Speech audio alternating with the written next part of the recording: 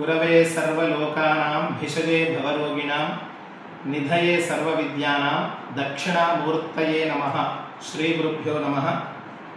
समस्त భక్త మహాశయులకు భగవద్బంధువులకు తెలియజేయడం ఏమనగా రేపు 18-10-2025 నుండి డిసెంబర్ 5-2025 వరకు బృహస్పతి గురుగ్రహం కర్కాటక రాశిలో సంచారం ద్వారా కొన్ని రాశులకు అద్భుతమైనటువంటి శుభ ఫలితాలను ఇవ్వనున్నాడు.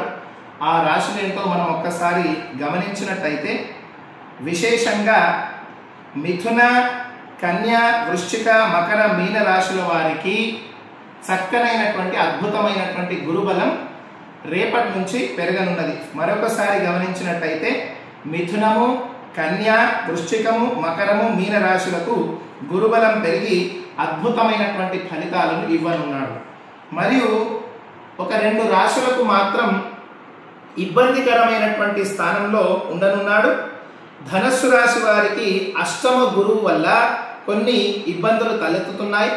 అదేవిధంగా సింహరాశి వారికి వ్యయస్థానం అంటే 12వ స్థానం గురు సంచారం వల్ల ముఖ్యంగా ఈ ధనస్సు సింహరాశి వారికి ఆర్థిక ఇబ్బందులు, మనోవేదన ఈ రోజుల్లో ఉండనున్నాయి.